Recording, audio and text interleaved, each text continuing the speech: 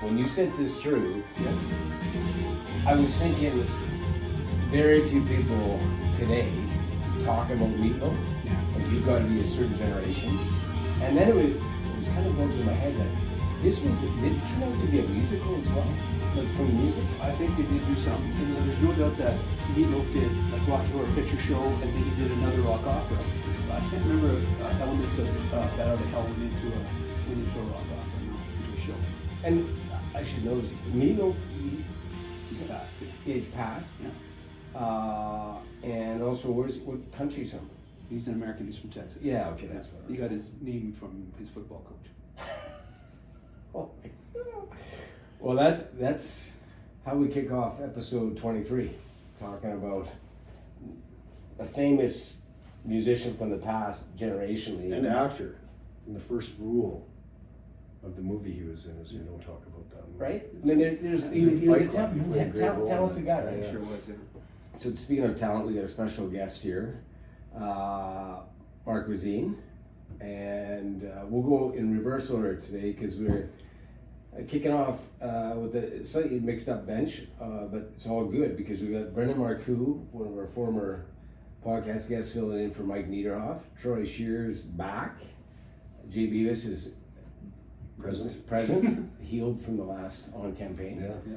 And Jon Somers, for those that can't see. So here we are, episode 23, opening the Echo Chamber, Old Guard Athletics. And Mark, like I said, when you sent the song through, it took me back because I'm 56, but I remember that coming out. It was a big deal. But of all the songs that you could have picked, well, why would you pick Bat Out of Hell from Meatloaf? I think the music from the 70s in general, I think it's the best decade for rock and roll. And there was no auto-tune. They had full orchestras in the band. They could harmonize. And so when this song comes out, Jim Steinman wrote the whole album. And I remember when this song comes out, I wanted my dad to get this album for me. And he wasn't going to. Have you seen the backside of this album? Yeah, Dad wasn't too enthusiastic about that purchase. So I did get it later. But this particular song, how it starts off, just goes right away. And I thought, yeah, this is my workout song. Back when I was a teenager, I bought one of those Sears Weeder workout gyms, and I had it at home. Yeah. And I would put this and all the good music from the 70s on. And there was no headphones and earbuds back in the 70s, right? So I put it on this old style LP player and just let that music go. And my mom would have to come in and tell me there's 5 kids in our family, right? So Mark turned that down. So yeah, it just brings back a lot of good memories of great music and getting ready for high school. It's awesome, man. Like we I think purposely said like the guests pick their song because they connect with certain thought process from their past or their present or whatever. And yeah, I mean you can debate the 70s, but I think you'd be hard pressed to find people argue. It was a pretty good genre for a lot of stuff. Eh? Freddie Mercury, Steve Perry, all the great super singers, bands. Super bands, yeah. Big noise, big sound, big shows, and great music. That still lasts today. In fact, a lot of the remade music, they were playing off riffs from the 70s. So to me, it's a bit of a nice segue into having you on because it's kind of through connections in the past and whatnot. And then when I saw your kind of athletic and professional resume, which we want to talk about too, because I was telling someone I think I'm meeting the first time professional that in your area, and so I'm keen to learn more about that. But so Troy, you've known Mark for a while, I guess. Well, quite a while. Yeah, and so what is the background for all of us here? Because some of us first time, for Brennan, Jay, I think first time. Yeah. But you've got a relationship. So what does that stand for? Well, I think because obviously quite a ways back, but was at my new facility. Yeah. And I cannot remember quite if were you there first and then you brought Troy, or you got Troy first? We came together. It was our father's son stuff. He was getting bullied at school. We had started to follow UFC, and we said, hey, let's try this out. It's not judo, because I'd done judo in university and Dad had taught me, but I said, let's give this BJJ a go. This is our kind of folding laundry with people in it. Let's go see what this is all about. Yeah. And then came to you, and then you had that class for kids. Yeah. And I would come in for his, and then he would sit on the side, and then I would do my workout with the boys and girls. It was fantastic. No. So that was like it. Like, I mean, I just. So, sorry, I missed it. How when, what? I want to say, Era? because I sort of, the top of my BJJ when I was blue, 2 stripes, and I fought down in the States and at the Pan American, I want to say it's 2011. So we're talking about like 2003, 2004. Troy would have been 9, 10, Much 11. younger, Yeah, really yeah, good looking. Yeah. That's like a stud. Yeah, Holy. he was a You showed up at the wrong time to go public on the podcast. I miss it. 20 years ago, you should have done it. Yeah. So it was 20 some years ago. 20 Pretty years, close, right? pretty close, yeah. It was a great time. We enjoyed it. It was, you know, when you have your kids and they say it's not so much about the sport, it's that time in the car patrol. It wasn't for Troy and I. We would, and even my wife took him to several meets, mostly in Alberta. So, because the peak was to go to get a belt, which still hangs in your club. Yeah, absolutely. That Naga. Yep, the Naga Championship. Yeah. Hangs in the club. So this is. My sons. Because that. So his son's name is Troy. Yeah, no, That's we've got 2 Troys, Yeah. but so your son got to, like I understand, has got to a pretty good level then? Yeah. Yeah, he was an excellent grappler. It was a shame that when he opted out and He just- chose another path, and He checked that box, Troy, and Yeah. I'm done. I thought, but I still like it. I still want to go. So Yeah. I stayed with it right till COVID. But with my work, and maybe we'll talk about that in a bit, there was a lot of demand, so I couldn't keep going, and so I was making decisions. Although I bumped into Bill Stacy the other day, and all the old pain came back. Right? I should get back to the mats and get back on, get going. I much prefer gi fighting over no gi because I like to hold on to that person. So it's so funny. My cousin told Troy about this fellow, and he's listening to this. He's gonna give me shit after, but anyway, we go back and forth because I'm just getting into this a little bit, but he's a black belt out of BC, but primarily gi, and he's also the biggest human being I've ever met. He's naturally he's 6'5", Wow. and like he's never under 300 pounds naturally. Like he's got 23-inch calves. Like he looks like Paul Bunyan if he was in real life, I guess. But he's black belt, and so his joke to me and every day is like, you know, no gi's gay, and right, and gi is the only way, and we go back and forth. But I mean, like gi, it's apples and oranges at some level, right? I think it's good to have them both. Like, I mean, for me, you can go down really bad rabbit holes with the gi training because that is where a big chunk of the sport has evolved towards that. And To gi?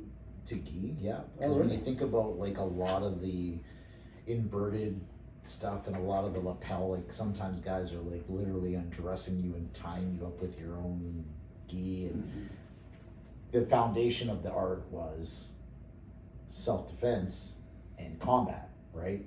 Half the stuff you learn in a gi, if you're with a very gi or a sport-oriented club, you'd never want to try because you just have the piss punched out of you or your head stomped on. Like you But- try in a real life scenario. in a real life scenario for self-defense, but in competition, that's a rabbit hole, and you'll see like that's why you watch them. Like people are just watching all the contortionism that goes on. It's insane, right? I feel there's a demographic difference between guys. There's lots of guys that do both equally, but the no-gi focused guys are a very different group of guys than the gi focused guys. Like It seems to me like that. the gi focused people seem to have a high education level. I'm not saying the no-gi guys don't, no, but they're doctors and professionals and that sort of thing. Maybe I think there's- better than me. Yeah, no, I think I'm generalizing, of course, but there's an intellectual, like you have to problem solve with gi because you can't just grease yourself out of it. True. Athletically. Like I mean, the no-gi game, because everyone's like, oh, no-gi's more realistic, and I'm like, well, when are you running around in your Speedos all the time? Like, that's not realistic either. So that's why I think the gi, when you don't go down the path of getting too crazy with all these kind of side games, Yeah. that it's good for self-defense because you're always like in our climate, we always Yeah. got a heavy jacket on, we Yeah, always yeah, have a yeah. heavy shirt on, so you could choke somebody. I mean, you could choke somebody out with a t-shirt, like. Yeah, yeah. I mean, so that side of it, it's important to learn that. So that's, I look at the gi for me as my self-defense portion. Yeah. And my no gi is just, to me, it's just a faster game. Like, you have to be on point, because you can have a guy who's lesser, maybe technically skilled than you, but because of that inability to grip, like, everything happens so fast. That's why you end up like in UFC and stuff like that, that you have like these world championship guys, and they're having to still struggle with a high level purple belt that's done, because he knows, and a wrestler. yeah, or a wrestler and stuff like that. So there's it levels off the playing field when you take the gi off, and it kind of, it becomes a speed game. So it becomes like, okay, how fast can you think? And then if you add the striking into it, well, then that's a whole other level, because now you've got to be able to think about all those details while you're getting punched in the face. So you can see, right? I mean, like, there's a whole rabbit hole just around jiu-jitsu, but and you know, I was just thinking about you here for a second, because Brennan's background, it's kind of like yours. Like, maybe would you say the core is kind of in rugby? Yeah. Right. Yeah, of course not. But like, From the, but your lifestyle is an outdoorsman. Yeah. Which also to me implies like adventurous. And then you rolled into his place for a month or we two. did a couple week trial, yeah. Yeah, and then people still talk about these two rugby guys that showed up, and they're just kind of getting knocked around, and they're laughing and enjoying it, and it was like, oh, geez, these guys are tough, and so right. Yeah, it's fun. It's fun. Like, Actually, I wouldn't doubt that you were on the mat at the same time that they came in. Is that right? Yeah. Okay. At one point in time. Because, I mean, obviously, you have always had your stints where you've had a window, and all of a sudden I'd walk out on the mat and I'd be like, oh, Mark is back. I guess I'm going to see the old telephone mic lock technique tonight. And everyone would look at me and go, what? He's and a I'm one-trick pony, this guy. Ronda Rousey was like that. He's got his move. Yeah. You'll find out, I just say. You'll find out. Yeah. So go ahead, yeah. with jiu-jitsu, it's learning all those tiny little steps within it. It's just that constant having to figure out what you're doing. I was thinking when you guys were talking about gi versus no gi, with a gi on, there's like double the danger, it seems like, from both sides, because there's a lot more that you can get caught in. Yeah. Like not It doing slows both, but things down. I agree. It slows things down. Because you have to be a lot more careful. You make the guy running in the mud, right? Yeah. And when you spend too much time in bad places, bad things happen. Yeah. Trying Yeah. to turn sideways, trying to keep your collar open. But so kind of like to Jay's point, and then for those that don't maybe remember, but one of Jay's accolades is like professional fighter, right? Like Amateur. Well, but like legit fighter, right? And kind of to Jay's point about the thought process to problem solve in gi. When I looked at your athletic resume of your entire life here, and your professional, I mean, is it fair to say, I mean, you just have always had this learning, problem-solving mind? I mean, it just seems consistent with everything you've done. I think most of my pursuits have a cerebral part of it. Yeah. Right. I can remember Troy saying, "You got to keep thinking down there, right? You can't stop thinking. Get off your back. You know what's happening. The competitor's going to tell you." Remember, we were getting ready for Florida. We were. I remember one of the smartest things he said. Don't worry. He was telling Troy, because my son was so fixed on getting the belt. Don't worry about winning. Train. Focus on your technique. The winning will capture itself. Process. Yeah. Which is what I'm sure in all of your adventures, that's a huge part of it, right? Don't worry about the winning. Yeah. So I'll step back in a sec because I want to tee this up. Would you, like when we talk about the OGA Athletics community, we talk about how we all kind of just seem to get bored, and all of a sudden now we can't kind of turn this desire to be athletic every day, right? Like it's just kind of the first thought, last thought every day. But you also end up in a professional area, which is extremely cerebral. Like I've never met anybody in the area that you went into. So, I mean, just talk about that, because I think the way that you're in that area professionally, to me, and then maybe if you want to go into, leading these expeditions in the Everest areas, like, I mean, it's all thinking. Let's talk about how I ended up going to the mountains and how some of my career went on. Sure. So when I was 7, I lost my right eye, so I wear a prosthesis. Okay. And I learned right away what the rest of your life meant, like what a change in your life would be, and now that's permanent. And although my prosthesis look pretty good now, in the 70s and 80s and 90s, they didn't.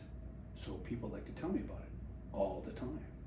And when I got back from, when I had my eye removed from trauma and I was starting to wear prosthesis and they looked awful, there was bullying with physicality, being pushed and slapped. You know, when I went back, I remember in grade 2, if you can imagine this, going back to school, your socket still hurts from your surgery when they removed your eye, you have a patch over there, and the kid's trying to slap it off your face so they can see what your empty socket looks like. Jesus. So, I learned pretty quickly that, you know, I gotta stand up for myself, and I'm gonna make some decisions on how my life is gonna go. So I learned that in elementary school. Wow. At 7. That's 7, 8, 9. Are you okay to talk about how you lost? I was hit in the eye with a screwdriver that another kid was playing with. And they tried to save it that night. It got infected. It was a tool that had been used on vehicles and stuff, so it got infected and I lost it. Holy shit. So That's crazy. So I also learned that people, even at age 7, learned that people, when they harm you, they won't take responsibility for their actions. That person I never saw again. They were out of my life. They stayed away from me. What an incredible. So, so as I'm growing up, I learned about Army cadets, right? And what I liked about Army cadets is that I don't care what you look like, they care what you do. It's very close to a meritocracy. I think it's still that way now. I've been with the program as an officer for just over 40 years, and we can talk about that. Yeah, for sure. But what they did is a kid living in small town, you know, Yeah. scratch your ass way out in Outlook, right? I drove to Rosetown. There used to be a cadet corps there, sometimes twice a week, once for the parade and once for the range night to shoot. Of course, what kid of the 70s didn't shoot? Everybody shot. We hunted with my teachers. We used to take our rifles and shotguns to school and hunt. In fact, that's true. That's a true story. The shotguns and the rifles would be in the park. I got to cadets, and that's where I learned to climb. I did my first 11,000-foot peak as a 16-year-old in Army cadets.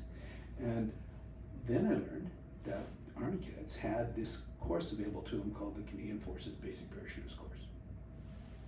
So they said, oh my, that's really hard. They only picked 60 nationally. How many? 60 nationally. 6-0. 6-0.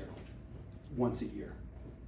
They run the course, but it's not a cadet course. It is the Canadian Army. You earn the parachute wings of the Canadian Army. It's very distinct within.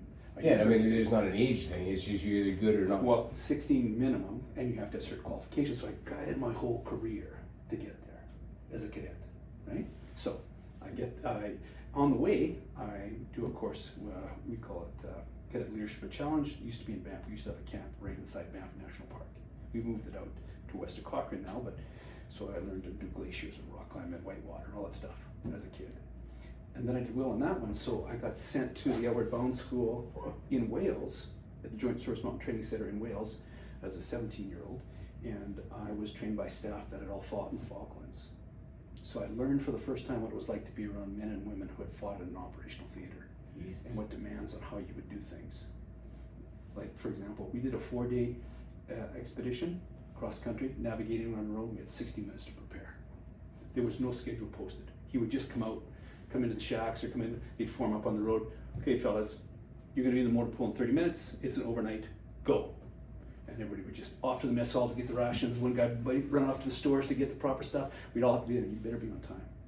The other thing I learned from the Brits, especially after the ones that fought in the Falklands, as a leader, you were very responsible for everybody in your patrol or whatever. They would call patrols. Yeah. And I remember one time we showed up, one of my guys, and there was 2 Canadians per patrol. We were all scattered between the patrols. And I can't remember who, but somebody forgot a piece of kit. So staff shows up, Jackson, 25 push-ups. He looks at me, you in charge? Mm-hmm. 50. Don't you never, ever let any of your people fall behind again. And I've carried that to this day. So I remember that vividly, that if you're a leader, that doesn't mean they listen to you, that means you care for them. That's the dimension you have to remember. So I come out of around Wales. Sorry, one. I just said this is amazing. Maybe I missed this. This group that was in Wales. Yeah. Did you go over with a bunch of other Canadians? Or was Yeah, it- there was 12 Canadians. Okay, and were there other nationalities at this? This one, they were all Brits. So it was Brits and Canadians? Yeah, Okay. all together. So felt really good, come back from that. Graduated from school, worked in a small town, pumping gas, so I could be ready for the next summer, which was Canadian Forces Basic Parachutes course. Trained like a demon all year. I was ready to go. And in those days, of course, there's no computers and all that stuff. There was just a form. Filled out the form, had a little bit of medical stuff on it. Can you do this? Do you have that? Send it off. No problem. I go. The pre-course to get them prepared was in Valcartier down in Quebec. We did helicopter rappelling and all sorts of stuff like that. Then they flew us up to Edmonton, where the Airborne Center used to be. Now it's the Advanced Warfare Center in Trenton. But in those days, in 1984, when I went, it was in Edmonton. Things were going well. First week goes by, everything's fine. And I remember my prosthesis didn't look good. So in the second week, at the end of my cadet career, this one parachute instructors now. I don't know what kind of language you can have on your podcast, but let's just say we're gonna have everything. okay. So parachute instructors are not Sunday school teachers. Yes, Okay. I'm sure. So he asked me what's wrong with my eye, and I said, well, nothing. It's a prosthesis. Well, you need a V4. I don't know what that means. Like I'm an Army cadet from rural Saskatchewan. They kicked me off the course because I didn't have two eyes. So I get home after waiting 5 years for this course. In 1984 was only 2 years after the Canadian Charter of Human Rights and Freedoms, Section 1 of the Constitution Act. So little Mark Rosin from Alton, Saskatchewan, complained to the Human Rights Commission about the Canadian Forces discriminating against him. So a 7-year court battle began. So at first there was mediation, didn't happen. Forces was not. Now, keep in mind, this is a different time. This is the 80s and the 90s. Okay, so this is a different time. Yeah. The culture is different now. Yeah, the for sure. Canadian Human Rights Act was very new to the armed forces then. Wow. And they didn't want some one-eyed kid from rural Saskatchewan who wasn't even a forces member calling them like. So we went to a tribunal, and at that time it was the longest tribunal in human rights history. And they lost. Christ. And they lost, and so they appealed. So that was in 1989. So they appealed. So we go to the Federal Court of Appeal in Ottawa, and they flew me down to sit. And the Federal Court of Appeal is in the wings of the Supreme Court building. So the main chamber is the Supreme Court, the two wings of Federal. So I sat in there for 2.5 days and watched 3 justices chew on the Senior Human Rights Council and the Department of National Defense Council argue my case. And it was kind of interesting because they couldn't introduce any more law. They had to just fight it out. They lost. So just to back up again, when we stood in the foyer of the Supreme Court building, the two lawyers for Senior Human Rights and Armed Forces said, neither of us is going to appeal this. So Mark, whatever comes out of this, that's what it's going to be, okay? So December 1990, I was working in my second job at the University Hospital in the cardiac cath lab. The Senior Human Rights Council phones me and says, Mark, we won. They're going to be contacting you on what course you want to take. I said, first fucking one out of the box. Right, so May 1991, I go to Edmonton. I'm the oldest guy at 26. I'm the senior rank as a captain in my part of the reserves, the cadet instructor list at that time. And they really didn't want me there. They really didn't want me there. I was a regular force. I was with regular force soldiers, not cadets. So I was a regular force serial. The first one that came up. A serial is a course. They might run basic para sometimes, many times during the year. So I was on a regular force serial, full of regular force soldiers. Some of them would go to Somalia. But that just happened after that, right? I lost 12 pounds in 15 days. They really didn't want me to get by, but I got by. And I do remember the one story, John, just to put a little bit of lipstick on the end of this. I was commanding officer of one of the Army Cadet Corps in Saskatoon at that time. And one of my cadets, my senior cadet, what we call RSM, Regimental Sergeant Major, he was gonna go in 1991, the summer serial for the Army Cadets. So I was getting Dale ready. And he goes that summer. Now there was a guy on my serial in May of the same year that got injured on one of the jumps. So he came back to finish his jumps with the Army Cadet serial. Same course, doesn't matter. So Brett Parley was his name. I don't know where he is now. And he bumps into this kid from Saskatoon. He's like, do you know Mark Rosin? Well, yeah, he's the SEAL of my corps. Yeah, he was on my serial back in May. They tried to fucking kill that guy. So I actually didn't think at the time I was being treated different than anybody else because you just focus on doing your task and doing it right. But I learned that just don't ever. The Brits, John, I gotta tell you, the Brits showed me that if you decide that you want to do something, you do not turn it down if you want to pay the cost. If you think you can do it, you turn into the storm and you keep pushing until you get it done. And so I never turned it off the whole time I was there. And so yeah, I was probably the only one-night parachutist in the Canadian Army.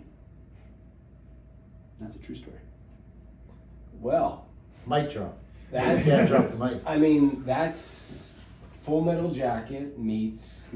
I don't know about that, John. No, it's Full Metal Jacket meets A Few Good Men. Well, I'm thinking of the courtroom thing, Yeah. right? Meets Richard Gere's whatever that one Officer was, General. Officer General. I mean, and Born on Force. Like, I mean, holy Christ! But the part that I can't reconcile is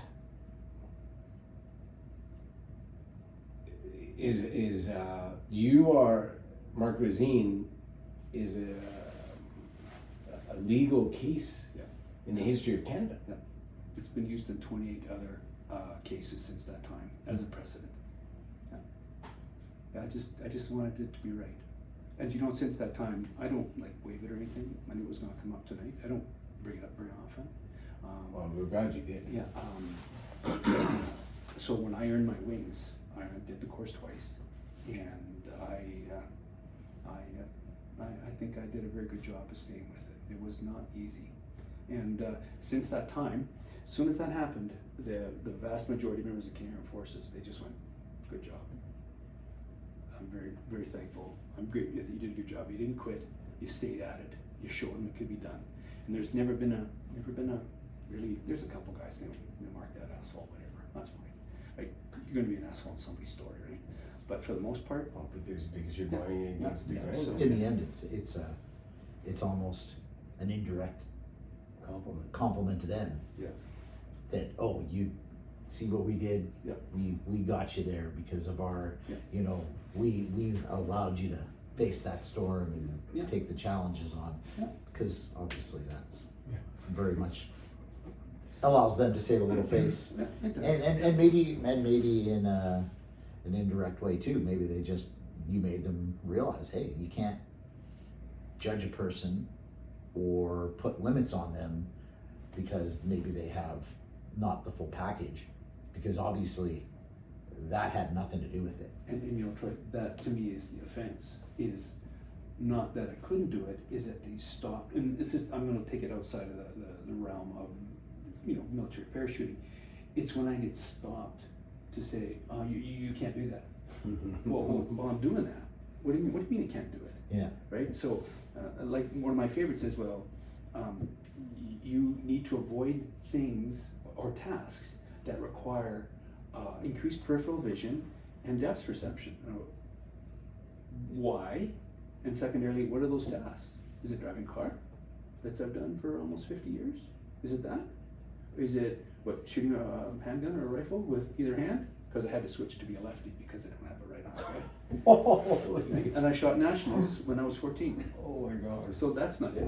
So what is it? What is it about me that, you know, so instead of having that conversation, did you ever see me having trouble fighting because of a head monocular vision? Did you know? Did you know? That he had a prosthesis? Yeah, because I had to ask. Yeah. I mean, at some point. The other, there's twice it happened at the gym, because it's a very hard plastic. It's methylmethacrylate. It's the same plastic they use for artificial hips. Okay. So it's hard.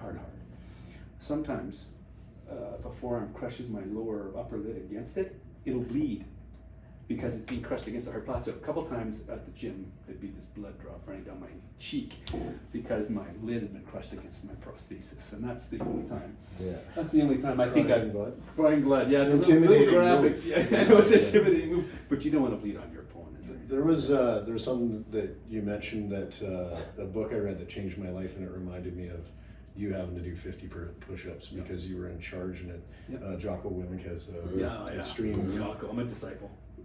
But yeah, I've got employees under not military, but employees under me in that extreme ownership of Yeah, yeah. things that, you know, and I've always kind of tried to work with my employees, not speak with them, not speak to them. Mm-hmm. But that really put things in perspective. It's like my brother and I can show up, and the two of us get complaining about this or complaining about that. And like we're in charge. Yeah. We set the rules. Yes. We set the level of communication, The culture. and everything about Everything, it. And when yeah. it doesn't work out the way we wanted, it was because we picked the wrong person. It might have been the wrong person, but that was on us. Or it might have been we didn't deal with that person the right way. And that book really framed it. And it's and that example he uses 25 for the guy who forgot the gear, 50 for the guy who was in charge of making sure he had the right gear. Right? And I like that. And because all of the people we had were Falkland Islands vets, and they knew the impact of their decisions, good and bad. Like they left people behind that are still buried there, right? So it was a real eye opener because I had never, like you're from Western Canada. You don't deal with people that have fought in conflicts, but these guys had, and they weren't that braggart. No. There's a firmness, there's a hardness that is played when it is essential.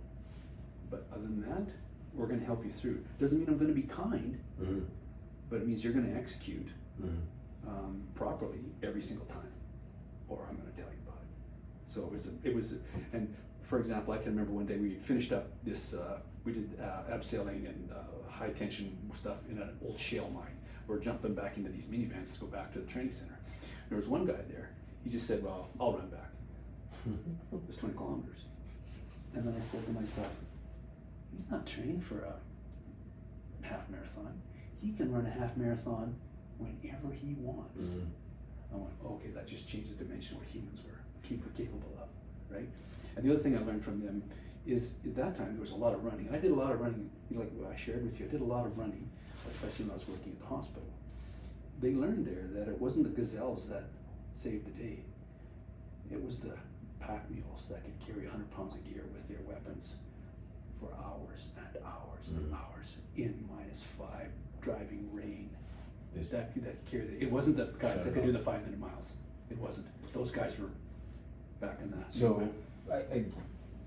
we got so much more to cover here, but I'll just say, because I want to hear from Brennan here. I mean, I think you must be bubbling up inside to say some things. But what I will say is about, I mean, you always hear this from Jocko Willink or any of these guys. But like if you pick Bud's training or whatever, they say the part that separates the people who are successful in that process, it always comes down to the water. The coldness in the water. Like in that process, the guys that can do it all physically, like the most fittest guys, they can't get through the most, almost like mindless pressure of the environment, right? Like it overwhelms them. So all the physical attributes just disappear. So the person that you don't expect to be able to sit there to like just go on and on through the driving rain and the cold and all that, because you look at them, well, they can't do, they're not fit. Right. But something in here protects them through Resilience. the resilience, Yeah, right? that's right, yeah. And then it's so it's a fascinating thing. I mean, how you get there, I don't know, but like Brendan, go ahead, because you there's a lot of similarities that I think of your background and kind of what Mark has lived here. Yeah, like in terms of leadership, just for me, myself, it was, I'm gonna go out and do it. I'm gonna do it the best of my ability, and I hope everybody else is with me. Like that was my leadership style, and it wasn't putting anyone in their place. It's just like moving forward, because what's the point, right? Like what's the point of putting someone down for something? And I lost my train of thought. Well, so like Brendan's played rugby at the highest level, but also a huge coach. So there's, you got to be able to get through the tough things, and most of the time it's tough. And those more resilient athletes that have built up that, that callous, that mental fortitude, are the ones that are able to get through, and those are your best leaders, because they're able to pull everybody else with them. Because if you see somebody that's able to succeed, wallowing through the mud and still moving forward, that's the type of person you want to be. The informal leaders, not necessarily a position. It's yeah. an informal leader. They It's say, not- "Oh, yeah. he can do it. She Yeah. can do it. I'm gonna go." And to your point on the being told you cannot do things. So I got diagnosed with Ehlers-Danlos, the hypermobility type, when I was 30, and they recommended I not do anything that involved falling down. so like that was kind of the hard stop, I guess, like 13 years ago now, right? And I walked out of that appointment and I was like, I guess that rugby is done. And so I took 6 months off, I got a shoulder surgery, reconstruction, and it was like, I'm bored. Like, what's the worst that can happen? I did it for 20 years already. Mm-hmm. And they're going, well, no, you can't. Like, you'll get hurt. I went, but why can't I? Yeah. I'm just gonna go and continue to, because why stop? Why not push yourself to what you can do? Because what's the worst that's gonna happen? Yeah. Did they give you an idea what would happen with the ED? I dislocate things and Just because of connective tissue change? Yeah. Oh. And so it's something that's been happening all of my life anyways. I eat sublux muscles all the time. I dislocate on my finger, or sublux joints all the time. Like, I've done both my shoulders, my hips come out in the game. And like, so that's the worst thing that could happen, and that's what had happened my whole career plans. So it's just like, why not? And then you just keep putting yourself into these situations, and you just find more and find that you're able to push yourself a lot further past what you thought you had. And then just because the rugby is one example of a path, but also this outdoor, because when we had him on, we were chatting to him about, like, he'll just kind of take off, like Bear Grylls or whatever. Mm-hmm. I was seeing the orienteering. Oh, yes. And I was laughing. I was like, I was talking to Jess, and I was like, well, That's your that's partner. my partner. Yeah. And I was like, well, we kind of do that, but we just kind of pick a spot on the map and seem to get lost and have to find a way back more. Yeah. But I was really interested in seeing that and how you got into that portion of things. But yeah, it's finding a spot, going out, seeing what we can find, experiencing Dealing with whatever happens. dealing with what happens, and I mean, it's that constant thought process. That's why jiu-jitsu was a lot of fun. It's like, you can't take a second off. You gotta keep moving. Yeah. I was gonna say too, I think when you're talking about those like those leadership roles though, I think that people that thrive in those scenarios, like, are guys that don't, or gals that don't dwell on things, No. right? They're not that type of person, whereas sometimes you get that physical specimen or whatever, and then they would dwell on, how is that person that I am that much more physically superior of, are sitting in that minus whatever water, you know, smiling, and I can't do it. And they would dwell on that, which once again, they just, now they're battling themselves. Whereas that other person, it doesn't even ponder on it. We had, You know, it's just a different switch, you know, and I think that you see that a lot with good leaders, good drivers. They just, same thing. Oh, you have a problem. Well, we're not going to dwell on the problem. Let's not talk about the problem. We'll focus on a solution, and we'll go forward. That's right. And that's what I think there's a goal here. Yeah, exactly. It may be a problem, but actually it's a challenge and an opportunity. To quote Wilner, right? Yeah. We're not going to stop because there's a problem in front of us. Right? Yeah, We're going to get through it, right? I played with a team called the Wolfpack, and it was a little bit odd. There was a 60, 80 person training camp. We had 3 days before our first game. And this was an all-star team, bro. Yeah, so the team was made of Manitoba, Saskatchewan, Alberta. We played teams out of Ontario, BC, and the Atlantic provinces. So within 3 days, they picked a team. 3 days they picked a team, and then we went home for 3 days and came back and had to play a doubleheader the next week. So they picked a team. We get back to Calgary. We're all coming back from Saskatchewan, kind of all but around, and they go, okay, we got to figure out how we are going to get through the season. So we're going to put down 5 non-negotiables on a piece of paper. These are the 5 things that we all have to do every single game to find success. The first one was next minute, right? Just worry about the next minute. Don't worry about the last one. We got 80 minutes. You made a mistake in minute 2, well, fix it minute 3, move forward. We don't talk about it again. You don't put anybody down. You walk by, give a guy an elbow on the way by, go, let's go. Like, that was kind of, it was a different type of leadership that I'd experienced before. Especially with, a leadership group and our captain just sitting us all down and like, here's how we're getting forward. We're not going to be yelling at each other. We're not going to be doing this. We don't have the time. It's just focusing on what's in front of you rather than what's behind. Like, you can't dwell on what you're saying. It's an interesting thing, right? Because I'm just thinking it's a similar situation where you're taking really competent people, giving them no time to dwell, and they just have to do the task, right? So you elevate really quickly to that, which is the same as when you're in Wales. The guy walks in, you're going to do this. Everyone's competent. We don't have time to fuck around here. We just elevate and we go, Yeah. right? I mean, and you may not have heard fully, but when you think of the parachuting and all that, but Jay was in the World Championships of that. Like, Yeah. can you relate to some of this stuff? Well, I don't know. Yeah, I certainly I'm still blown away by that. Just your kind of your story. Well, I know, right? That you started off with, but to fight to get to do what you want, and people telling you no or you can't or we don't want you, and then you fought that hard to get there, and I think I didn't have to fight that hard to do my first skydive, but no, I'm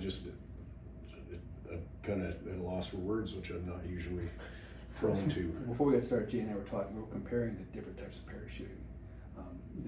The military static line round canopy that I've done, and the free fall, steerable, you know. Is Apple's The steerable, so I wasn't big on free fall. I was a kind of Okay. piloted Okay. those small, fast little ones, Gotcha. but still very different application. We're talking about. I was generally having a pretty good time, and I think you were mentioning that military parachutes are a vehicle and Yeah. not always a joy. I mean, I was bumpy ride of it. Not comfy, and then When- you're and carrying about cumbered 100 and- yeah, you're carrying about 100 pounds worth of gear with your weapon and sometimes snowshoes and a rucksack.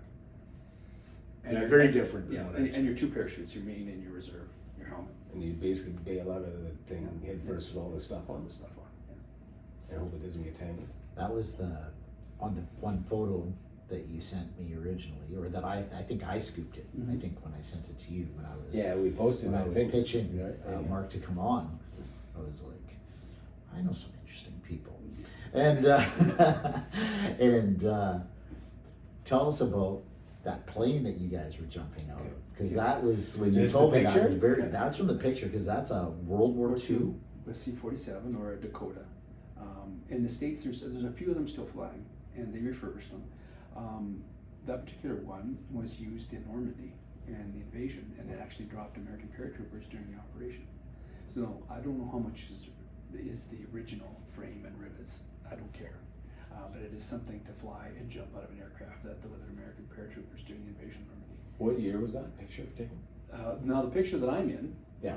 that's just this past March.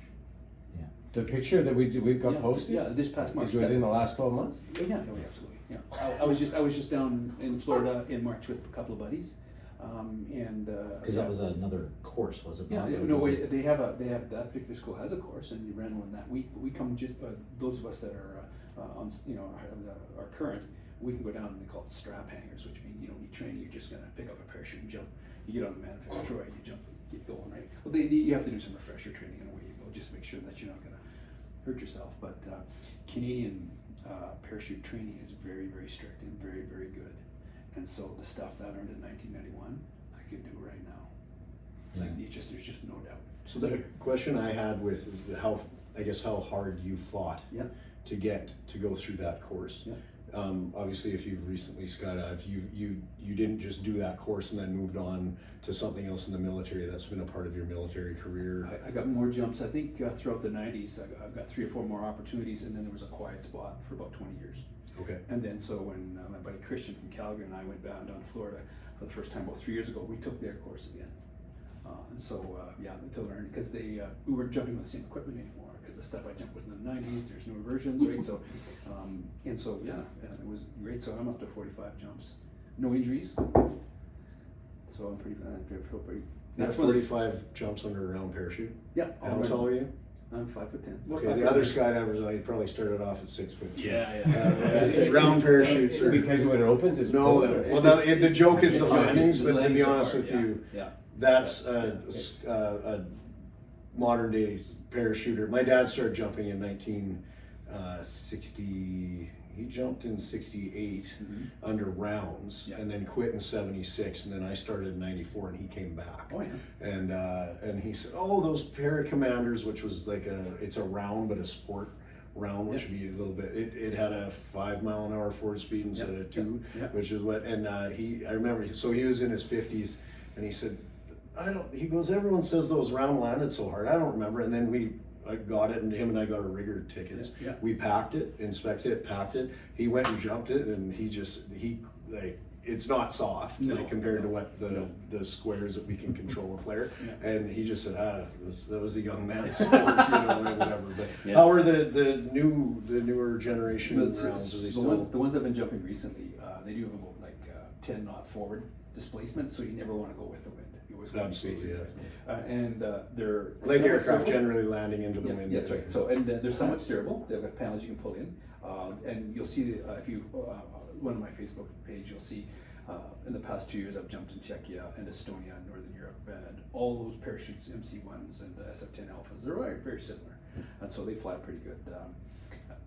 When you hit the ground, you have to do a proper parachute landing fall. You must. You don't violate that. There's no do-overs. You can't get back in the aircraft and do it again, right? So when you exit the aircraft, you do it perfectly, and then you check your parachute, do all your in-flight drills. You do that perfectly, and then you get ready to land, and you do that perfectly because there's no do-over. You get your feet and knees together, you prepare to land, and then you do a prep every time, regardless. And you had the chest-mounted reserves? Chest-mounted reserves, yeah. And the newer ones, the Americans have moved on their, it's a little higher now. It's up here higher because of some of the riggings they have. So that was a new experience. I jumped to an MC6 in Florida this last trip. Do they have a spring-loaded, sorry, is this getting, do they have a spring-loaded it pilot kicks it chute? out, Okay. yeah. When Dad jumped those, so the pilot chute is a small parachute that the wind catches and then pulls the main one out. Okay, so you imagine like a trigger. like and so when in sport we just fold ours up and then we pull it out of a pouch and it catches the air and deploys. But there's still some sport that have a spring-loaded one, and that's what we're talking about, spring-loaded. But Dad, when he did his old reserve, was chest-mounted. There was no pilot chute on it at all. So you basically Velcro rip this thing. It wasn't Velcro; it was these cones and pins that could weld together to rust very easily. And you'd pull this open, and you had to feed it out into the air. Now, keep in mind that's because your main failed, and you're falling to the earth, and you have to lay there and feed all this material out. So the pilot chute, but you don't dwell on that. That's the important. And you are motivated. You're motivated. Sorry to go geeky on the gear with it, but it's I have a question though. Then I thought that sport and so forth generally has driven the military model. So why would they still be jumping with round chutes opposed to ones that steer and... Because in a crowded sky, you're putting 100, 200, 300 people in a 4, 5, 6 plane formation. You can't have people steering around. They got to get on the ground in under a minute. They're carrying 100 pounds plus of equipment with explosives and rations and water, and you can't stay in the sky. So it's because of the mass amount Get them out of the guys. aircraft, get them onto the drop zone, get to work. So when I'm watching like clips of the terminal list and there's just a SEAL team 6 jumping out, That's like small. those guys had square parachutes. And they're flying into a very discreet drop zone, which is usually pretty small because they're not looking for 9 So then kilometer. both would be being used. Yeah, they both would be. So if you have 200 people, you want them to drift, if you don't mind the analogy, like a dandelion.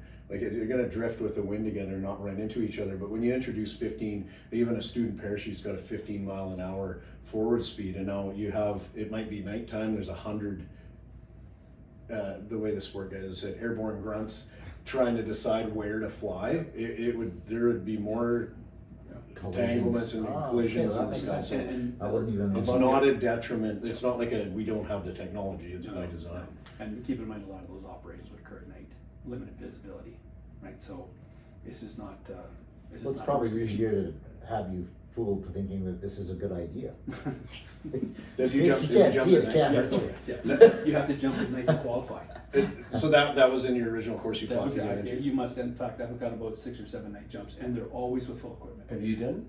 So I was going to ask you if I have. I've done a number of night, and then we did high altitude. But the night jumps always got the first jump adrenaline back. And I've got almost 3,000 skydives, but a night jump always gets that adrenaline back, like your first jump. And like in a Twin Otter, which is what we jump out of 20 guys, the airplane just flies over the drop zone. A group gets out, waits, 15 seconds, 10 seconds, gets out. And they drop you all in one string. In the night, it's just too dangerous because we all have the steerable parachutes. They'll do two groups,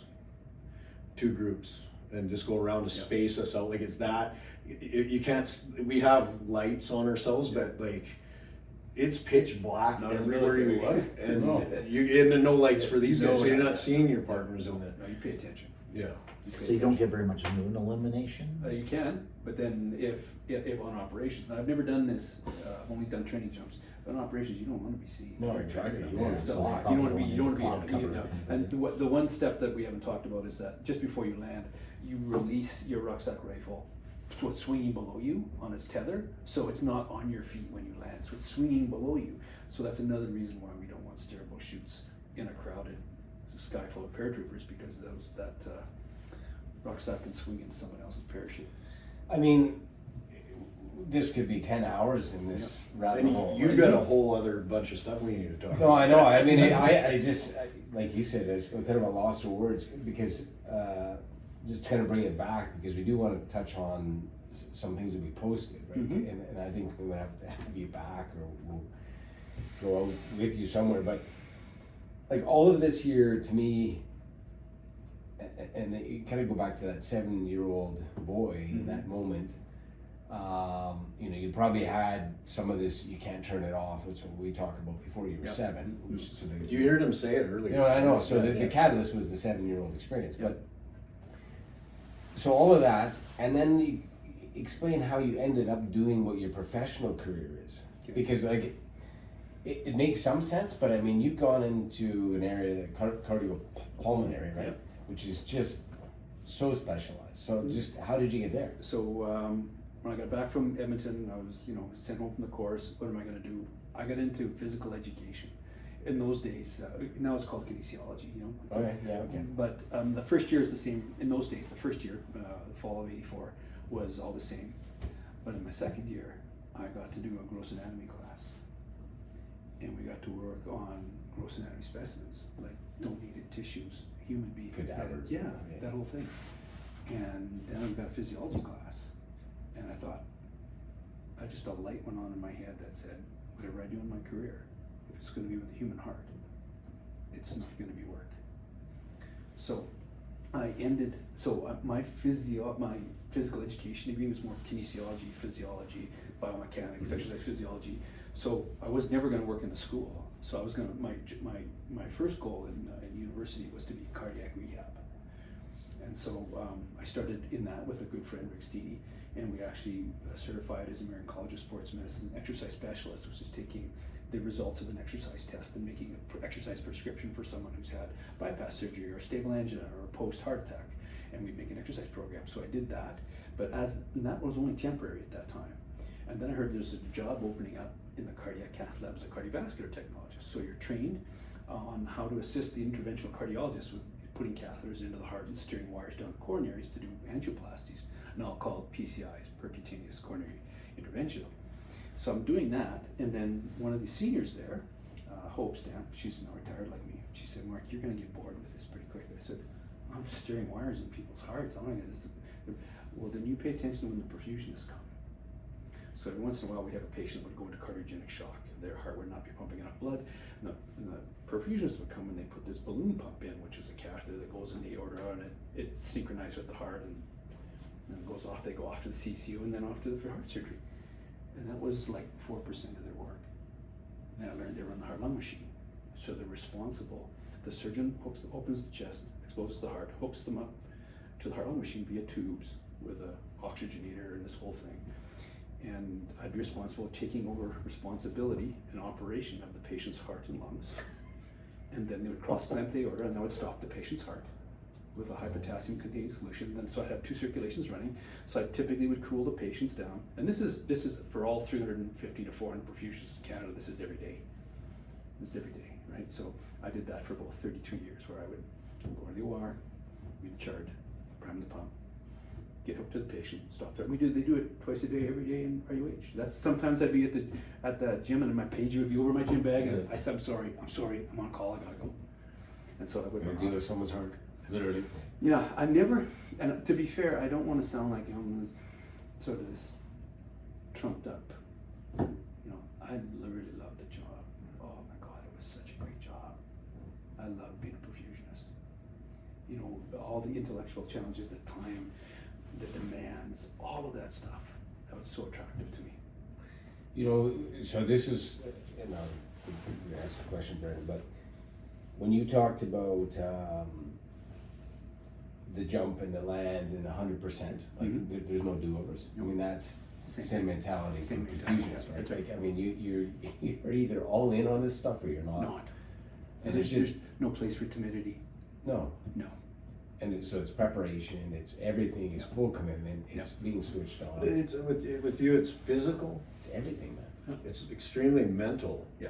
With high consequence. High consequence. Like So climbing and jumping and everything. That's right. Yeah. And your best work, your very best work, no one will ever know about. Yeah. That's what I like about being that type of professional. Because of the amount of bullying I got in my early life, I do not like, this is difficult for me to talk about myself. This is a very challenging thing. I don't know if you look at my Facebook page. I post tonight I'm going right outside my comfort zone. But yeah, and we posted back. Did you see what we said? No.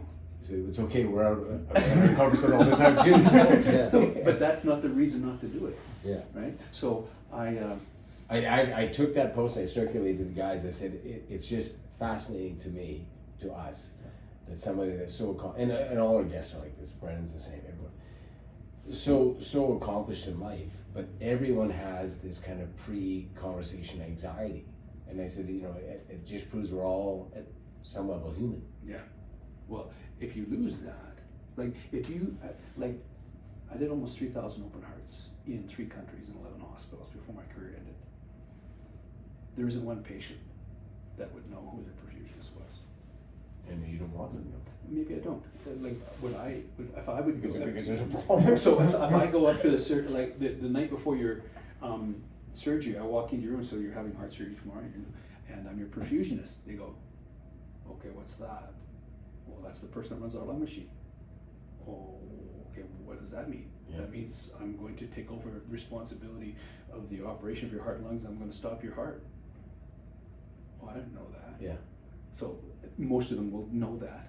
But to put all that dynamic into layman's terms the night before surgery, or I tell you what I did do is I did go to the ICU and see them the next day. That was so you see the follow through of your work.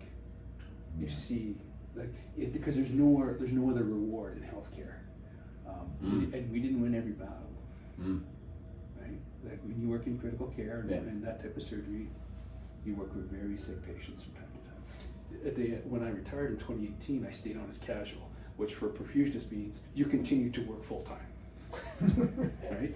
And then COVID came, and so I pivoted away from working in the operating room to working up in the ICU, doing what we call ECMO, which is extracorporeal membrane oxygenation, which is a mini heart-lung machine that sits at the patient's bedside. When their heart and lungs, or just their lungs, will no longer work and they're failing on the ventilator and they're going to die. So we circulate their blood out of their body through a pump oxygenator, put oxygen and blood back into their heart, and sometimes up to 3 weeks a month before their heart recovers or their lungs recover, so that they can support themselves again on the ventilator. And they're the sickest patients in the hospital. They're on they're on several drips. They're on hemodialysis that we call CRT, continuous renal replacement therapy. And so I did that all the way through COVID for 2 years, and that was to me one of the highlights of my career. So the one thing I want to see if I can kind of spark it back into this group here is, before we started talking about this, we were talking about, and Jay just mentioned it, but your expedition, okay, so mountaineering, climbing and all this, right? But then also talk about like leading, not just doing them, but leading them. And so what I'll just say to kind of throw it back to the group here is, when you talk about being kind of, like you say, the behind the scenes hero, but the leader who then is successful because they care for others, right? If that's the mentality. Can you frame that mentality as it relates to leading expeditions up into the to Nepal, for example? right? Like, I mean, so what were you, because I know we talked about this briefly, but I've been hit lots, so I forget some things. What were the kind of the key, or I should say the bigger expeditions, like, because I remember you saying like, this one was really It's something to do. I don't know. That's good. We're okay. We're good. We're still here, yeah. Still Yeah. here. So So just elaborate on the that. biggest expedition. So I had done several trips, both in cadets and with the Alpine Club of Canada, for mountaineering. So glacier work, higher peaks. In 2011, a group of us got together. We hired a guide who went and climbed in the Khumbu or Everest region and did several peaks. Very successful expedition. I was a climber on that one. We had a great time. Sorry, where is that geographically? That's in Nepal. The Khumbu region is the Everest region Yeah, okay. of Nepal, so it's northeast of Kathmandu. That was fantastic. So I thought, I know how to do this. I mean, there's things that I've learned so far that I can go. So I planned another expedition. Went back in 2013. Made it larger, was more trekking, and we went to the Annapurna region, which is northwest of Kathmandu. Mostly trekking, and then three of us took a trip to try and, or side expedition to do a summit attempt on a peak called Trunu West, which is just south of the Tibet border. Like you could see the Tibet when we were near the peak, near the summit on the peak there.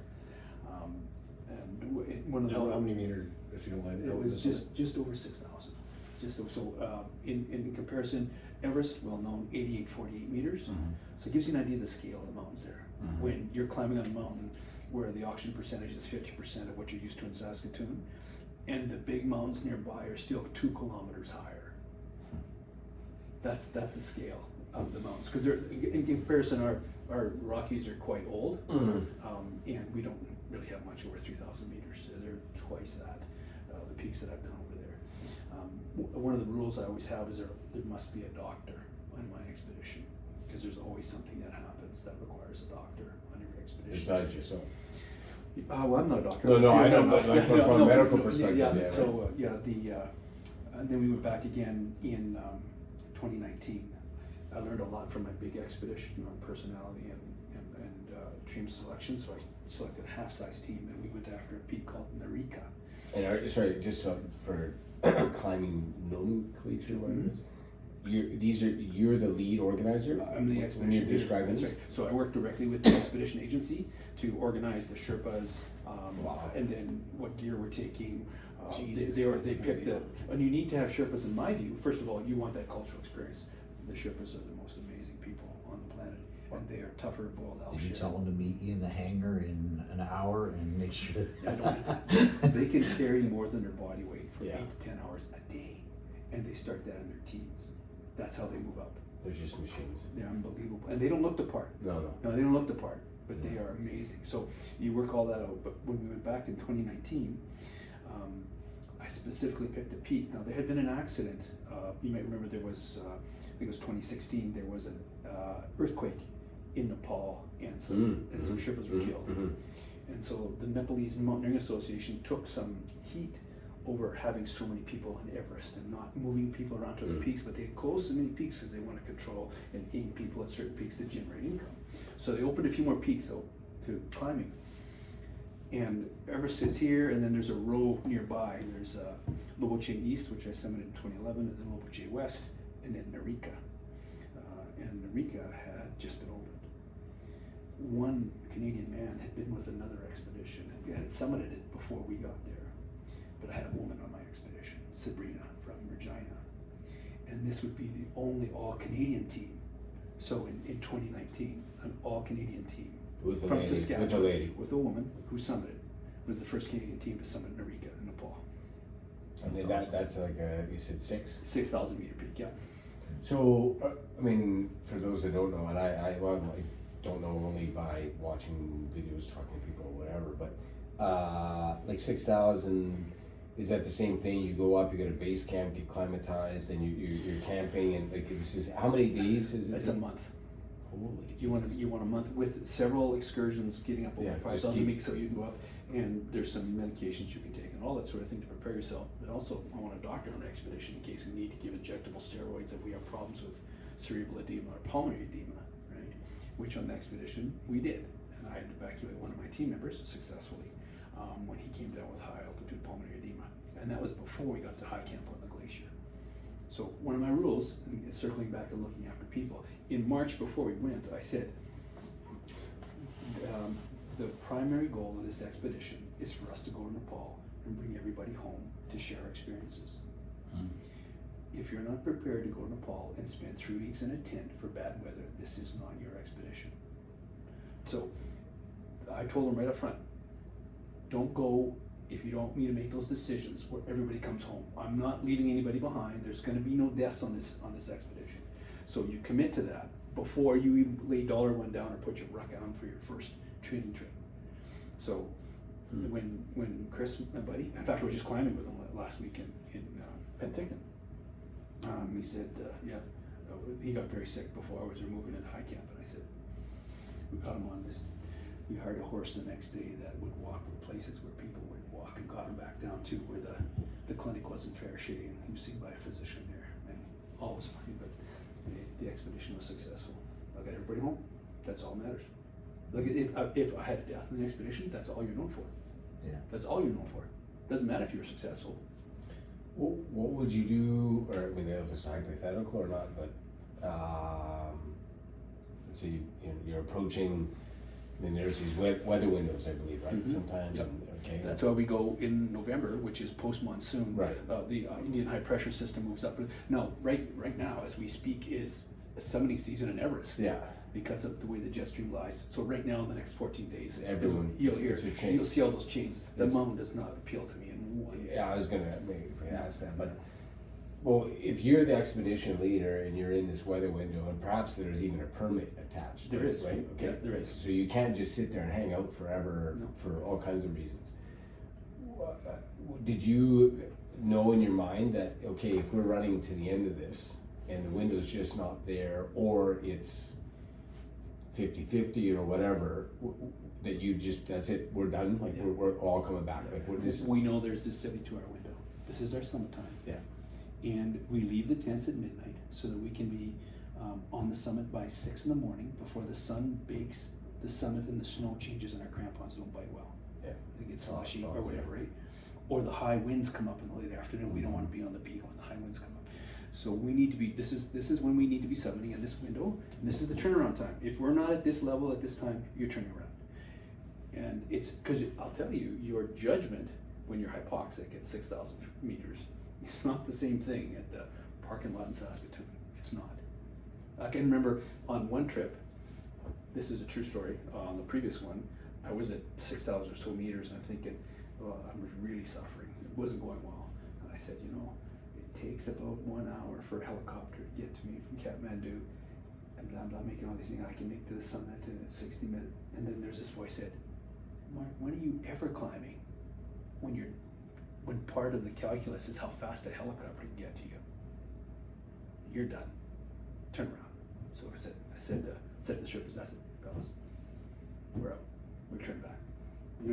Hypoxia, if people don't think about it in their day-to-day life, and I don't from a climbing point of view, but we would do 25,000 foot skydives in an unpressurized aircraft with just oxygen that would just flow very little, sitting there. We didn't have bailout bottles, so that's 88,000 meters, and all the guys who had experience, we just sit back and rest our bodies and breathe and wait for the aircraft to get to where it took quite a while. It was a 45-minute ride up, and then everyone plans what they're going to do to get out the door of this aircraft. Yep.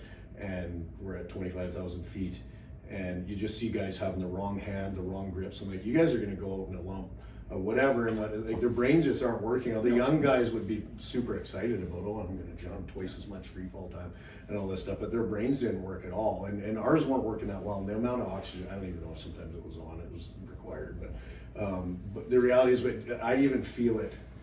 We're like, what were we supposed to do? But as you're falling, the air's getting thicker, and then by the time you're at 12,000, we deploy our parachute at 2,000 feet. At 12,000 feet, you can start 3,000 meters. You're breathing pretty well again. Like, it sounds dangerous that these dummies are all getting out of an aircraft, but by the time we get down, but it's different on a mountain because you're sustained time. Yep. And then, now, did you guys take oxygen? We did not. No. Okay, so you're doing this without oxygen. This is all, Yeah, the 6,000, the sub 7,000 meter peaks you do without oxygen. Without- You have emergency oxygen, and it's part of the game, and your insurance covers its use. And there's more stories I could tell you about dealing with trekkers from other countries and other emergencies we dealt with on high passes and all sorts of things we could go on with. but we kept that close. I'm much more prefer the portable auction than the what's called the gamo bag, where you put somebody in a sausage and pressurize it. Well, they're in there and you can't get at them when they're vomiting or you need to do something. So I prefer the mask, so I can see, I can touch, I can check their airway, I can check their pupils. See how focused they are. Yeah, exactly. Yeah. And quite frankly, is there a hypothermia problem? Did they fall? Is there trauma? Do we have a fracture? And at that elevation, your body shunts blood to your central core, whether you like it or not. That's like the one picture, you can see on the one picture that I shared with you.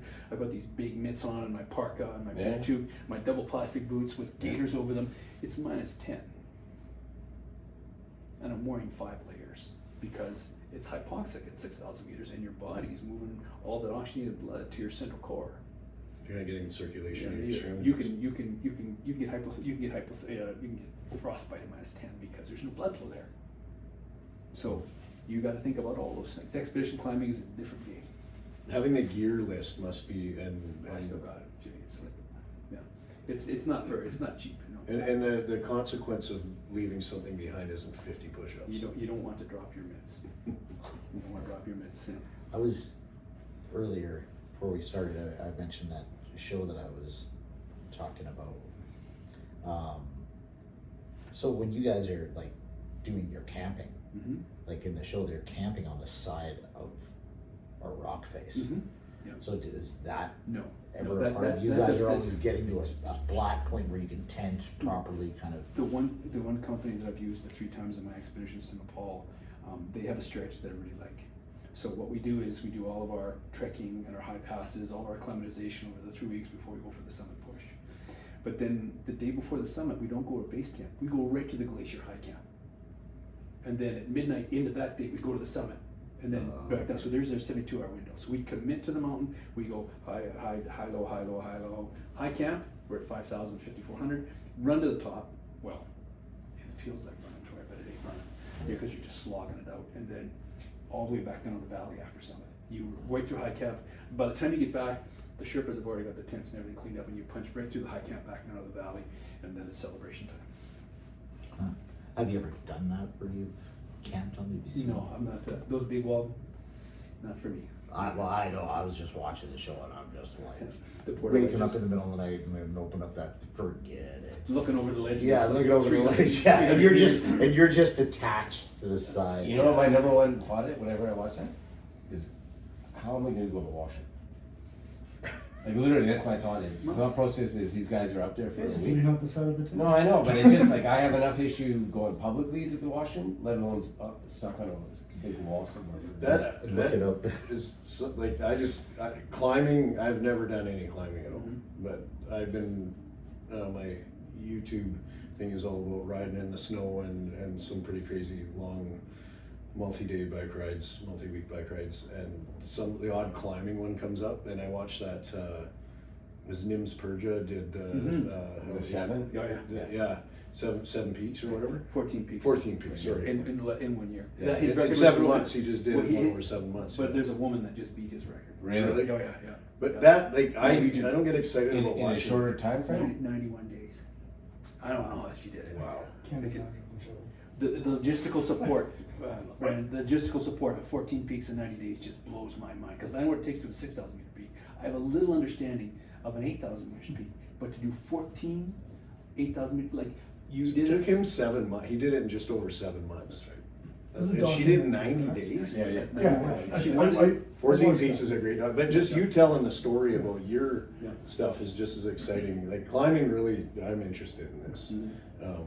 Just one more thing. Well, if you, I mean, you've done a lot, just I guess out in the wilderness. Yeah. But have you done any of this mountaineering kind of stuff? No, I haven't got into climbing at this Like, point. what is your take? What is it? Because I mean, you're out exploring in a way as well. But We've been in situations where we've put ourselves in the position where we need to climb a little bit, but like, we haven't got to the point yet where we're gonna go try and climb a mountain I think it'd be interesting to get into. I just don't actually know where to start. Start with scrambling. Start with scrambling. Yeah, scrambling. Just do some very introductory level scrambling, pack, maybe a mountaineering axe.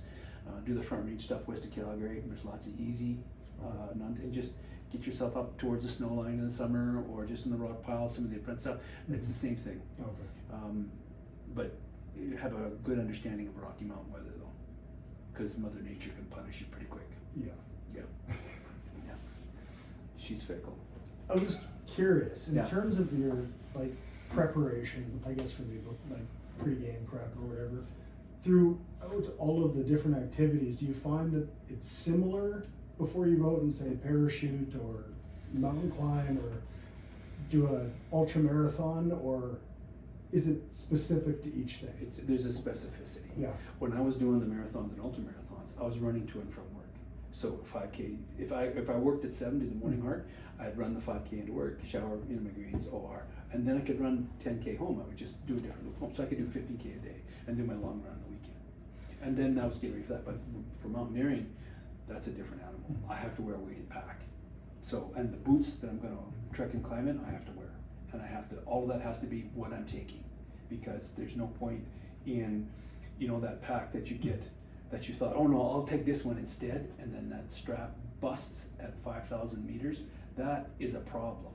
So all your stuff has to be tested before it goes. So it's not only a physical focused on, and then of course with mountaineering, you need to have more upper body strength. So you need to be able to do pull-ups. And I do go to the gym here quite a bit, like the Climb 306, I do there quite a bit. And I've got some stuff at home to help prepare, but yes, there's a specificity as I'm getting ready. Like for the Paul trips, it'd be like a 6-month go, Brennan. And then like day of, like do you have consistency, like when you're going into an activity or into something, the day that you're going into it, do you prepare similar? You talked about music and that, we did like a couple things on rituals. Yeah, like on Yeah. ritual, Yeah. like do you have, like, for me it's a song, right? That puts me, it's time to go. Like do you have something that you do consistently, or is it? No, I would have to say I do. Yeah. That's not exactly true. For some of the rock climbing, ice climbing I've done, then we go hit the coffee shop and have some really good coffee and talk about the day, and then we jump in the vehicles and go. The mountaineering stuff, we're in the hut or in the tents. We have a little bit of something, but like for the big mountains, Brendan, you were up at midnight, so that means you're drinking tea or you get some fluid on, whatever, and then you're going in the dark. So there isn't a ritual. It's more like I'm focused, Right. like really focused on what's going on. Because climbing at that altitude in the dark requires focus. You can't have goggles fog up. You can't trip. You can't have your crampons go in the back of your own leg and trip yourself. You can't, and you're roped together. You want to make sure that it's all sorted out and you're focused, just like the other pursuits we talked about. There's an unforgiveness there. I would say it's almost like how you're saying but it's like a calm focus would be part of the ritual. Oh yeah. Because it's like when you're shooting, it's like slow and smooth. That's right. It's fast. That's right. And it's like, Agreed. I have a focus, we've got to do this, we're all in that same energy because we all have that same end goal. Having one person be in a spaz or something like that would disrupt everything. Yeah. Right? And then I guess as a leader, that would be where you would have to snap them into and say, let's bring that back down and let's refocus and stay in that.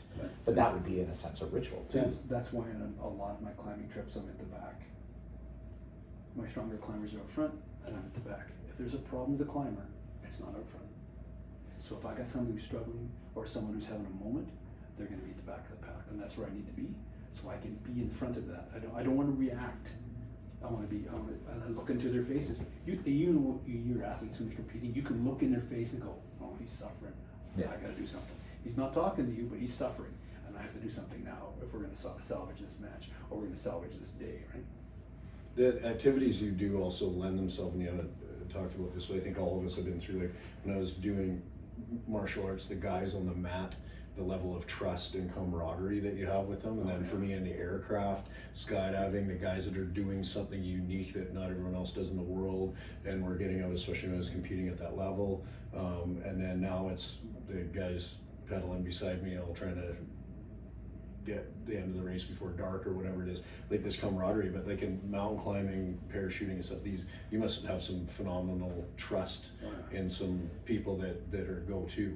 And here's the thing, you guys, I know we talk about Jocko Willeke, you guys follow Simon Sinek? The team is not people who work together, a team is someone who trusts one another. And I tell that to junior officers all the time now. So right away, when you're working, building your teams, when you come together quickly for a task, your first job is to build the trust bridges. Like, I know people right now that the people I go jump with, there's just like 3 or 4 of them max that we jump together. Mountaineering, same thing. Small. If I go back to another big trip, just a small group. People I know spent hours tied into the same rope. That I don't. There's a lot of nonverbal communication, all that sort of stuff. Yes, absolutely. I imagine a beer with them after a climb must be some of the best beer and best conversation there is. Yeah, we had a saying for a long time. It was Scotch on the summits, wine in the huts, and beer in the valleys, because it had an alcohol percentage that, because Scotch had less body weight, less weight per. On the summit we'll have the highest percentage of alcohol, but at the end when it's all done, everyone's home safe, and yeah, that is the best. That really is the best. We learned that one the hard way. Yeah. We took a 12-pack of non-alcoholic beer up. It was a nice little hike, but yeah. It's like canoeing. You take the whiskey. You don't. Yeah, it was like, this is going to be great when we get to the top, and then it's warm, and you're like, okay. I don't know how much time we have, but I am a little curious to hear about your ultra marathon. Yeah, adventures. I sort of worked in towards the longer distances, and by the end, I ran twice at the 100-mile level. The first time I ran it, I was just over 30 hours. And I thought, okay, the next time I do this, next year, I'm going to try and work towards 30, under sub 30. The race I ran is the Lost Soul Ultra in Lethbridge. Best run trail race I've ever been to. The best volunteers. I had such a great time, and its course is roughly a triple figure of 8, and everywhere the course crosses, that's where the aid stations are. So you check in with your food. So an ultra marathon is a running, eating, drinking event. So it's constant. So I budgeted 1 liter an hour. Like, remember how much I sweat on the mats? Yeah. So and towards the end, it's just water. I start with Coke and whatever. Like, I'm just looking for fuel. And it gets nauseating later in that. 30 hours of constant going. The sugar. No sleep. I didn't sleep. I went through, and I got 29, 28 or something on the last. But I had edema halfway up my calves. They were swelling. I was in my 3rd pair of shoes. I knew that my feet would swell, and so I was on my 3rd pair of shoes. I was up a size and a half. So you could drop bags at the. Oh yeah. But they had volunteers there. Like there's creek crossings and all sorts of stuff. You get mucky. I remember coming in. I sat down. The volunteers were ripping off my wet shoes. Like, they were amazing, and they would have chili there and pretzels and pickles and all the salt containing stuff. And then you get back on and go. I really enjoyed it. What got you into the ultra marathons? My dad had a heart attack when he was 38, and I saw every day, if you don't look after yourself. And the common wisdom of the day was that cardio would protect you from, myocardial events. I can't run those distances anymore. I don't think, and I'm certainly not as fast as I used to be. But I just thought this is what I would do. And I never had those endorphin highs they talk about, although there was one time I was running, and there's part, where Peterson's Ravine is, like north side of Saskatoon there, by the psychiatric center. This is up and down. You kind of go up and down the river wall, like the valley, 2 or 3 times, and then you're back up at the top. And I was thinking about something, and I remember looking towards the up and down portion, which is the steepest part of my run to work. I was doing a 10K on the way to work. I was working late, and suddenly I'm down by the RPC. And I look back, I don't even remember running up and down, so that's the closest I ever got to an endorphin high, is I forgot a big chunk of my run. So that's as exciting as my runs ever got. But I ran lots. I would go through like 6 pairs of shoes a year. And I'm a heavy runner. Like, when I was running lots, I was 180 pounds. I'm shamed all the time for that ultra cycling. Right? You're too heavy. I'm like, I just started. I just started a few years ago. I don't think I'm going to be a rock star. I was going to say, like, you play the cards you get dealt. Like, come from that heritage. So we are getting near the end here, and just on that point of like physicality and stature. So how tall are you, and how big are you now? So 5'9" and 205. That's a big frame. Yeah, 205 on 5. When you're running that distance, what, roughly 180 you said? Yep. Yeah. That's a big ultra. So you're probably one of these athletes that adjust the weight I'd love to adjust down again, buddy. I really would. This 205 pounds. I like to do, one of my goals is, I'd like to do it before I turn 61. I don't think it's going to happen. I'd like to be able to do 20 chins. I'm at 14 right now. But And you're 60 now? Yeah, I'm 60 now. Yeah. So by the time I'm 61, I would like to be able to do, but I'm like 205. Like, holy smokes. Moving that up and down. Like you're talking about That- one set that's of one 20. thing. One set of straight arm, chin Yeah. over bar, I straight. would say that I always honestly would say that impressed me because you have great tensile strength. Right? No, seriously, Yeah. like that would be like I noticed, like, you know what I mean? Like it was like watching you grapple and stuff like that. Like if someone's like, oh man, he's so strong, and it would be like, well, yes, he's strong, but he's paying attention to a lot of the details too, of where he's putting his body to make the most Physics. of his physicality that he has. But definitely, I think you've always been a very physical individual that carries it very well. Like, you know what I mean? That it's deceptive, I think, to a big factor, right? Like, so I think that, and especially now, like, it's one of those things how they always say, like, even in fighting, like, the last thing that goes is your KO power. Yeah. Like, you carry that indefinitely, right?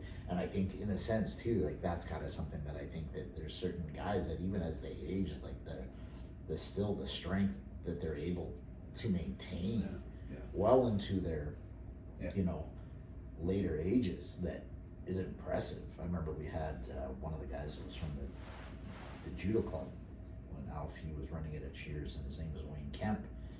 And this is a guy that got into powerlifting way later on in life, but he was just naturally physically kind of a farm boy strength, you know what I mean? And he would go to whatever gym that he would be around, and he would just load up everything on that thing, and he would just do like presses, boom, boom, boom, boom, and he would just do it all. And there'd be the odd time there'll be someone in there and they'd have everything, and oh, do you mind if I jump in with you? And they look at him because he looks like a character out of a movie, though. He had that, you know, great head of hair, the mustache. He looked like the old school strongman. You know what I mean? But he kind of, and he'd always, especially I love it when he would grapple, he'd always be like, oh. He'd give you this kind of, he had this little grunt going on all the time. And he'd go and he'd think, oh yeah, well sure, well we can take some of the weight off. And go, oh no. He'd crawl in there and he'd rock out, he'd do like 100 reps with it. He'd just do it. So just because we're gonna kind of wrap this up, and I wanted to take from that and maybe give you the last couple of words here. But like that's longevity. Yeah, right? and that's what I've seen in Mark, right? Like when So from the time that he was on the mat, like so just on that point, we got about a minute and a bit here. What advice would you give people that are listening to this? I mean, you've lived a life that it's very unique to yourself, but I mean, there's lessons that I have taken away and tried to process. But, you know, in 1 minute or so, what would be the lessons that you'd want people to take away from this in terms of some of the decisions you made that have led you to this point, the productive stuff, the stuff to avoid, like just try to capture all that. Always, and from a longevity standpoint. always be active. And when I retired, people say to me, well, you don't act like you're retired. Now I have choice. I can choose to go to the gym. I can choose to go climbing. I can choose to go for a run or put my ruck on. I think the wisdom is now that as you age, you should be lifting heavy things. Both men and women should be lifting heavy things. Amen. And I'm stronger now than when I was 18. I'm not fast. Like one of my goals is I'm 34 pounds away from being 1,000-pound club. Wow. Right, so At 60. Yeah, at 60. No, just I don't want to diminish. You just said you want 20 chin-ups, so you're doing 15. You're 60 years old and weigh 205 pounds. You're ahead of most 20-year-olds. No, of course. So yeah, but I'm also, you know, have one eye and I'm bald, so I'm kind of in a small group to begin with. Well, I think maybe that's a pretty good way to end it. I mean, speaking. I feel like the minority at the table. We gotta go to your barber. Like I said when you arrived, Troy, we gotta go to your barber because mine and John's is Jay's doing better. Jay's fighting it. I'll be there soon. But we'll just wrap this up. But I mean, I think on behalf of all of us, and thanks Troy for arranging this. I mean, there's a lot to process here, but like thanks for sharing a lot. It wasn't comfortable for you. Hopefully, it was an enjoyable experience. Thank you for inviting me. Yeah, and we hope maybe you'll come back and we'll find a way to do this again. Maybe, yeah. There's other opportunities. I have a very busy summer coming. There's lots to talk about. Appreciate it. Well, cheers. Fist bumps all around. Fist Guys. bumps. That was great. I gotta get back to the Nats, don't I, Troy? Yeah. I gotta get back there.